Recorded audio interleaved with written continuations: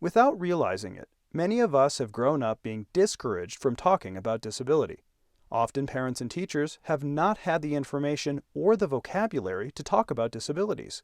And this lack of information may have taught many children that asking questions about people with disabilities was not okay. You may still be receiving messages from the world that disability is not something we discuss. In this video, we'll walk through 2 examples and ways adults can have meaningful conversations with children about disability. Imagine the following scenarios.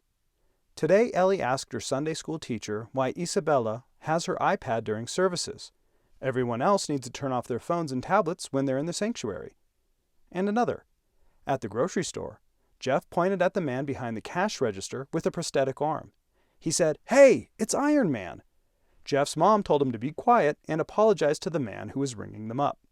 What do we do in these situations? How can we respond to children's questions in a way that helps them understand that disability is part of being human?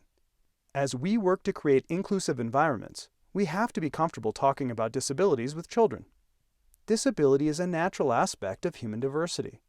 We celebrate and affirm that this is central to the human experience. And approximately 20% of people in the United States identify as having a disability.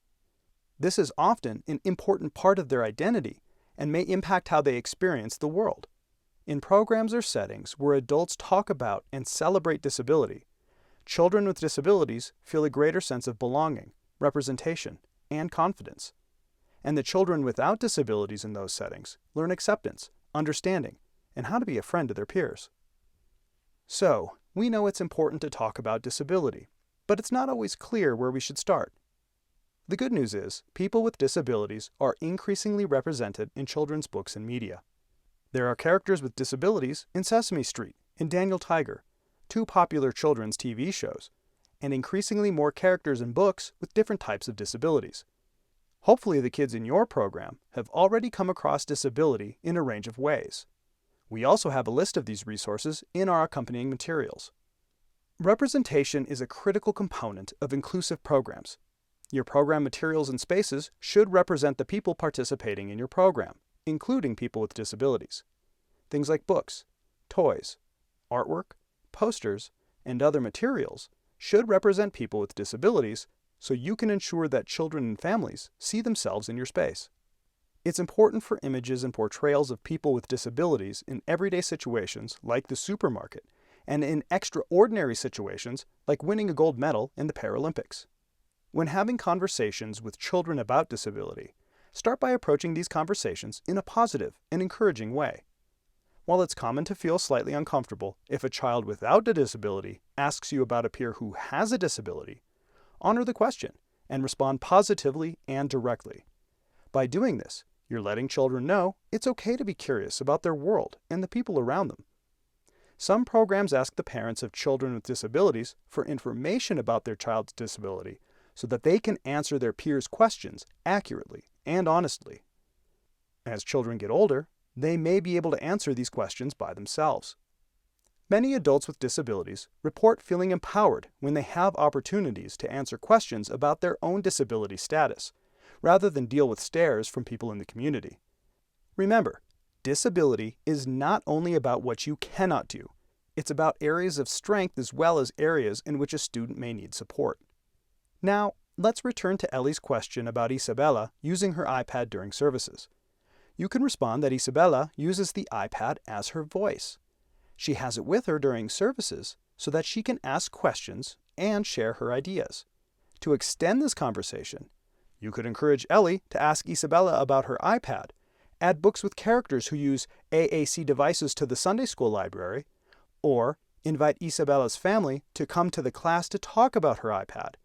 In this example, you addressed the child's question, encouraged her curiosity, and let her know it's completely acceptable to wonder about a peer.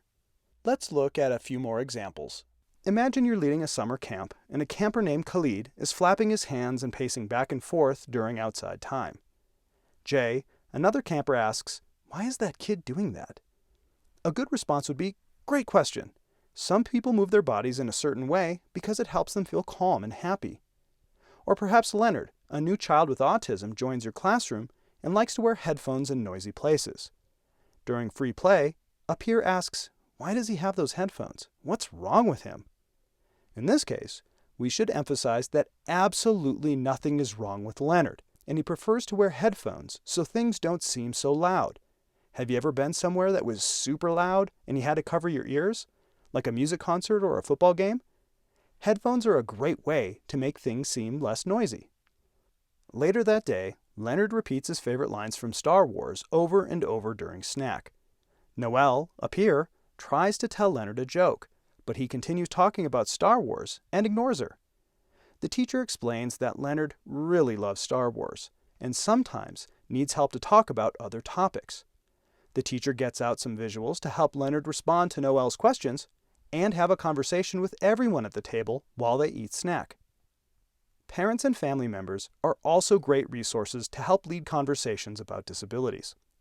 Sometimes parents may want to read a book about their child's disability with a group or class, but often parents can share experiences they've had, like going to the beach, rooting for the Mariners, or playing with a pet that emphasizes that children with disabilities have the exact same interests as other children do. Helping everyone see things we all have in common is an important part of these conversations. As we build inclusive communities, we have the important opportunity to normalize disability and emphasize that this is part of the human experience. Be honest, answer questions directly, emphasize similarities between children with and without disabilities, and always look for ways to represent people with disabilities in your program. If you do not know the answer to a question, don't be afraid to say so and find out. So, what could this look like for you? How will you encourage and promote conversations about disability? How can you anticipate children's questions and encourage them to be understanding of their peers?